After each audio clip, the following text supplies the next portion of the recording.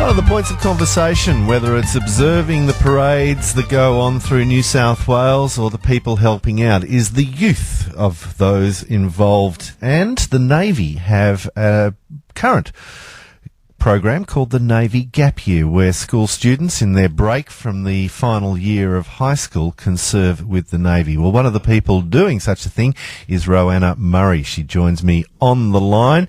Seaman Roanna Murray, welcome to the Weekend Show.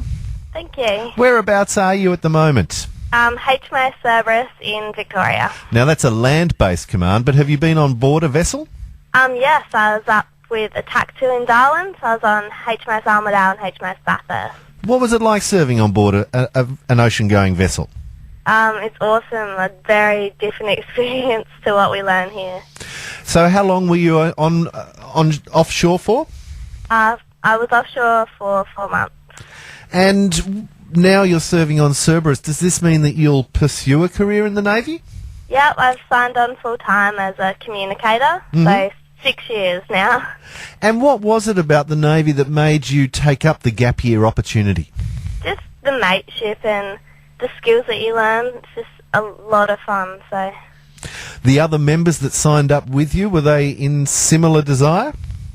There's a few, yeah. A lot of them are going towards the officer side of things, and there's a few going back to university. So at HMAS Cerberus, for those in New South Wales, explain where that is. It is on the Mornington Peninsula, which is down at the very bottom, the coldest part. And, yeah. So what will be the order of the day for Anzac Day for you today? Well, I got up and I went to the dawn service at the Shrine of Remembrance, and then I went to the gunfire breakfast, which is in the city, and now I'm going into town. And do you have a history of family in the military? I do, but the British military, because my family's from Scotland, so... Oh, me too. So how did Anzac Day change now that you've actually got a uniform on?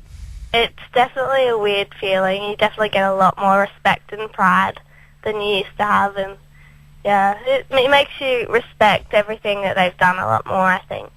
There's been great talk from our own VC awardee who led the parade here in Sydney, Trooper Mark Donaldson, to some of the old diggers, commenting on how many more young people are either there to respect the Anzac Day tradition or joining the armed forces themselves. Yeah. You are probably one of those young people. Yeah, probably. Was it a natural feeling for you to sort of understand the Anzac tradition?